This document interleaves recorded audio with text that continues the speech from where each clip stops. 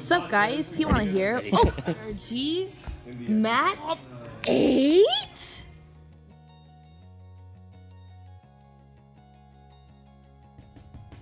What? What's up? Dude. Larrymons top today. Deck profile, please. Yeah, before I give a deck profile, I'm going to give shout outs to Tony for helping me playtest throughout the weekends. And shout outs to... Whoa. That's another video. That's another video. My teams. I show the squad at. There's Irvin, and then we're at Flips right now. We got Georgie. Hi, Georgie. This is Squishy George, guys. Hello. Yeah, hopefully you guys... Anton. And so I got top 4. This is top 8, but we top 4 split. And I'll be doing the deck profile. So I'll just show you my list. Oh, what is this? Stand out the vent. Oh my god. Oh my god. Shout out to the new set. Who pulled that? That's money, though. Hello. That's money. I'll just do a quick run through. I play the Chrono Dranstar. This is broken. When you ride a grade 2, search the top 5 for a grade 1 or 3. That's all you do. And then most people didn't know about this skill. When you discard a card and put it back to your hand, they're like, how did you do that? Because most of the time I would perfect guard once, discard a perfect guard, get this back to my hand, and then get one back for free. So you do plays for days with this card. Yeah. I'll show you my trigger lineup really quick. I played the broken stands. This card should get limited or banned because it literally says anytime a unit attacks, you put this into the soul and one more unit and you stand that. And what if you put triggers? That's broken. Glad that I played this. The reason why I played this is because Shiranui was a big thing. Most of the time I would drop this and then guard for 10, and then my turn I would just put it in and get my cards back. The SP one I saw a lot because it was like no guard crit power, and I was like, oh nice. So 4 crits and then 4 of these crits. Good to unflip. That's what I use them for. So 8 crits. And this heal, I'm gonna give a shout out to this heal because this heal put in so much work. I would see it my whole game, all like 6 rounds, and top 8 too. Every time I have this card, I'd win. So because most of the time I would have one in my hand when I mulligan, and then I would try to get one more by like skills in my deck, and usually I'd have 2. On my top 8 I had 3, so that really helped me out. So you G-guard with this, and you unflip or soul blast. And you Miracle Healed like a champ. Oh yeah, I Miracle Healed like a champ, and then I dust them next turn. Nice. Yeah, I'll do the grade 3 lineup really quick. This is the best Chrono Jet Dragon ever because it's free stride, and you spin. That's all I gotta say about that. With a boost, you high five. Oh yeah. We high five. High five. Yeah. At my end round, I would end with Heritage, and then I'd call it, do my perfect guard thing, and I'd be like high five boost. Plus 5. Shout out to that from the anime. Yeah, shout out to that. I don't play the regular Chrono Jet anymore because I play these 2 because turn into a toolbox deck. So this card is really buff, and then this card unflips and gets pissed power. I'd mostly get him just for the power, so that's pretty cool.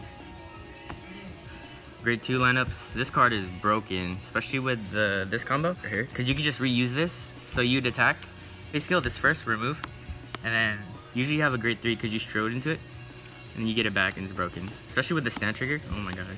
So I'll play 4 of that, and then most builds play 3. Well, I played 4 cruising because this card, the more I have of him, the more I use his skill to get a grade 0. So I would counterblast 1, check top 3. I'd either get a perfect guard or this. Most of the time it was this. That's why I won majority of my games, because I played 4. And then grade the unicorn. This is good with a stand. I'd usually have it out by itself because it could hit. So I just have a stand with this and then just call a card. So it's extra attacks. I try to get 5 attacks every turn. And I only play the 1 Chronos Serpent. He's shiny, so I draw into him and I ride him right away. So it's just, that's literally all he's there for. Grade 1s. I'm gonna play 1 of that. No, just kidding, I play 3 more. So I play 4. This card is so broken because I'd always like draw into this early game. So I just search another one. Free stride. Like it's broken. And then I'd rush with it every time I can. Except for the no seal Gizeh deck that I play against. Oh wait, I'll show you how to beat them later. Yeah. Because I play them like all the tournament. So more grade 1s. This card's broken. It's the second best perfect card, or it could be the best. It's remove this and another one and a trigger to get it back. So it's pretty cool and helps you with your plays. So play 4. I had 4 of this, but I had to drop it so I could fit more room in the deck. You just put this in the soul when you're grade 4 and then you draw. It's a good filter. Broken card. I'd want to play more because this card's so broken. Most of the time I'd rush with it when I draw 2, or when I draw more, and then my opponent would attack into it. I'm like, okay, so I can just free stride next turn. And then the other part, when it's basically 10k boost here, this is broken. And just play 1 of this to unflip. I use it a few times, especially against no seal Gizeh, because they like to leave you at 1. That was a deck profile. Oh, you need extra deck. Alright, this is the best card in the whole G zone, because if this wasn't Zodiac Time Beast, I wouldn't be winning. This is just a G guard. It gets +5 when you Soul Blast and +13 if you have 5 or more removed. Old, you return cards. I played 2 because Shiranui was a thing. Shiranui and Dark Regulars was a thing. So you use this to stop their plays and it helps you out. And then I played this G guard. Yeah, I play a lot because you're basically gonna reset your G zone right after you go to your Heritage play. You just unflip, big butts. So Sabriz, I never use this, but you need Sabriz. Smell fresh. Smell fresh, yeah. I never use this, but in case you don't have Counter Blast, you could use it first stride and then flip a damage and bind some cards. Oh, I remember when I dust. My favorite dust is when I Miracle Healed and then next turn, by paying the same cost as my Vanguard, I Ultimate Stride.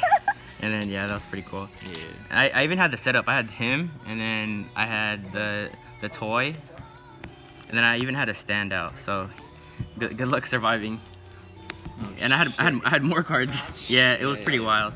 That is wild. And the best card, Heritage OTK. I would literally always second stride this, just because I tell you I'd keep my heal triggers and I search for them for with Cruising Dragon. So yeah, second turn, Heritage broken. This is a good card. Gearnix. I use this against the No Seal Gizeh deck because it didn't give me Counter Blast. So I would just G guard and then go to this first turn. It's a good card.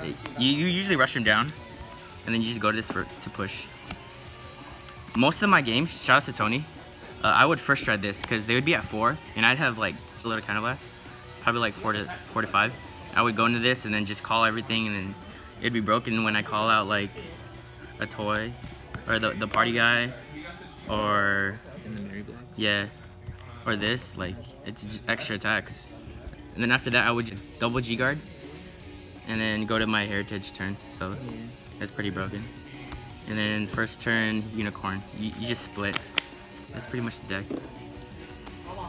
Cool. Nice. Oh, so the whole matchup I got these two. This is pretty cool. This is money. I don't know if I could tell you how much. And I got my invite. And you can check out the ARG mat.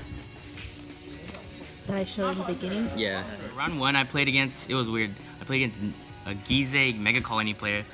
Okay, there's only one way to beat a Gizeh deck. You do not call any Regards, and then you do not ride a 3. That's what I did every game, and my hand was fat. Because they didn't ride a 3, they didn't want us to breeze. And then just keep attacking until you first stride. So, and most of the time I'd have a fat hand. I would first stride into whatever, and then double G guard, and then add Heritage. That's usually how I take all my games. Heritage second stride is broken. For round 2, I played against, I think it was Dark Regulars.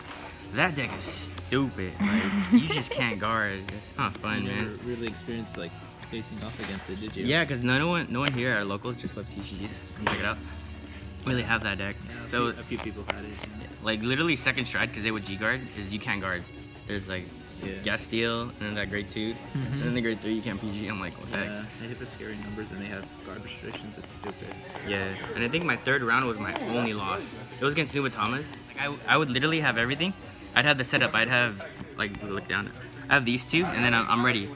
So he'd do his Rene turn first stride, and I'd have like no cards in my hand. Yeah, he G guard in first stride. So okay, and I'd be at 3 damage. So basically, I'd have no cards, 3 damage, and then he would attack, and he would basically always get a stand and a crit, like for game 1 and 3. And game 3 was stupid because he had no cards in hand. He drew, and then you know how you draw and you call a card? He called his grade 2, and then he top deck drew a 3, so he strode into a Rene, and then he attacked and attacked. So he attacked, and then I guarded my whole hand. So I did the same thing. I had no cards in my hand, and then he attacked with his Vanguard. And I was like, okay, no card, because I couldn't. I was at 3. He had a crit and a stand. He put a Rigard, and I lost. And I was like, oh my god. Next turn, I would have Heritage too. And then after that, I played against Chaos Breaker. Shout out to Dominic. He was a funny guy. He's a good player. He SP'd out all his decks. He's that guy in our second vlog. He talks a lot. He's funny. And playing Chaos, we went into time, so he was my draw. And then the next one, the 5th round, it was I think it was another Nubatama player. There's just a lot of Nubatamas everywhere.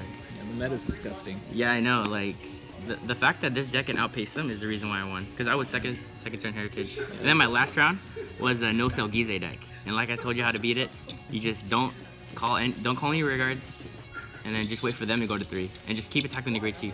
Because they're gonna ride at 8K and they can't hit you because their triggers don't work. And then after that, I played in top 8. I was featured, so I'm gonna put the link on below.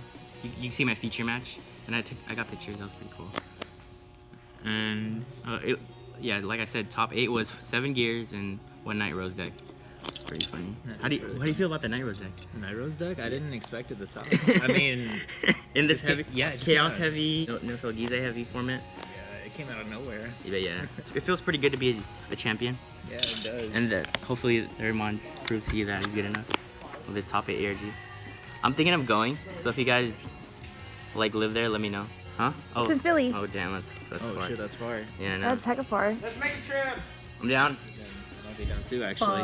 Might be down too. Want me down? Yeah. Hey, do we got a crew? I think we we got a might. crew. Looks like we're going to Philly. Alright, so that was my top 4 deck profile of my Gear Chronicle deck. Oh, I named it Omnimon Fighter Mode for some apparent reason. So yeah, I'm pretty proud of Gears. Oh, shoutouts to Michael, because I told him when Gears first came out in like 2016 or whatever, that Gears is the best deck, and 2018, Gears is still the best deck. But yeah, that's it. Bye. Peace. Subscribe.